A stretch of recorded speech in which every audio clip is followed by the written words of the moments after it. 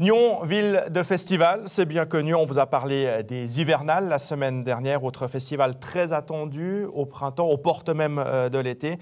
C'est Caribana, ce sera du 1er au 5 juin à Cran. Joanne Lutjens, directrice de production du festival, et Tony Lerche, le directeur du festival, sont présents sur ce plateau. Bienvenue à vous. La programmation, elle est sous toit. On a relevé quelques têtes d'affiche. Garbage, James Morrison, Lost Frequencies, Maître Gims. Il y en aura vraiment pour tous les goûts. Oui, on a une programmation très variée, on est content. Alors, on a la programmation dimanche qui est très jeune, Maître Gims. Moi, c'était pas trop mon choix, mais je suis allée le voir à l'Arena et c'est vraiment un spectacle époustouflant. Et tout le monde participe. Donc, puis après, il y a des choses plus pointues pour les autres styles musicaux.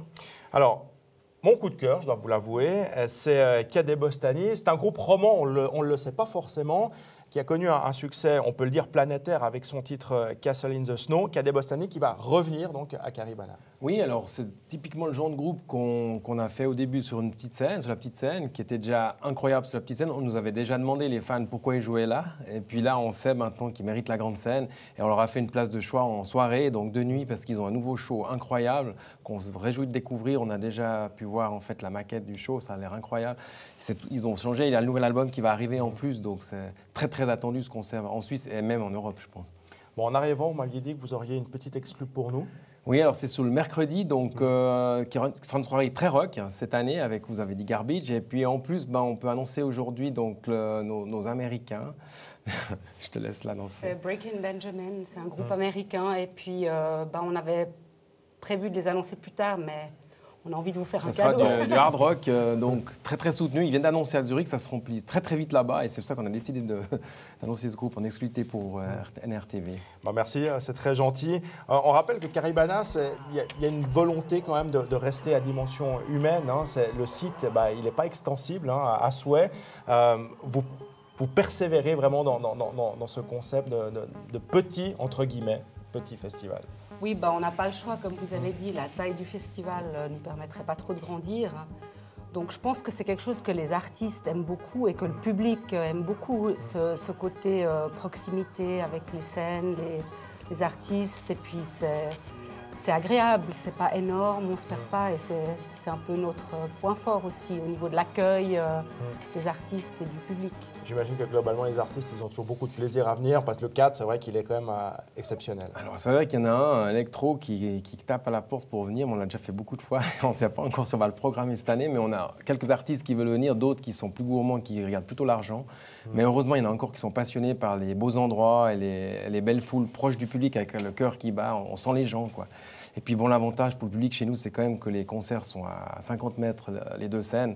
Et vous finissez un concert, vous allez vite voir l'autre, vous pouvez voir tous les concerts, c'est agréable quand même. Vous avez des projets un peu pour le futur, d'autres idées qui germent un petit peu dans le coin de vos têtes respectives? Oui, donc là, on est en train maintenant de développer d'autres événements. Là, on l'a annoncé mardi. Hein, donc, on a un événement à Verbier qui s'appelle Verbier Impulse. C'est un nouveau festival qu'on crée avec Téléverbier à la station. On verra ce que ça donne. C'est sur les pistes, c'est à 2500 mètres. Ça pose des gros problèmes techniques. Ils nous ont demandé de faire un peu de consulting pour eux et puis les aider dans la programmation. Donc ça, c'est le genre de choses qu'on commence à faire. Et puis, on fait des événements aussi l'été avec la Full Moon Classic, donc une course de paddle. Et là, on nous a contactés pour faire une grande régate sur le lac également avec des D35. Donc, on va regarder. On essaie de développer effectivement d'autres événements parce que, comme vous avez dit, notre taille, elle n'est pas extensible. Et déménager dans un champ, ça serait trop proche peut-être d'un voisin et ça serait pas super, quoi. On s'y reperdrait. Exactement. Il y a également un contest, le DJ Contest, dans le cadre du festival. C'est réservé aux jeunes. Hein. Aux jeunes entre 12 et 19 ans.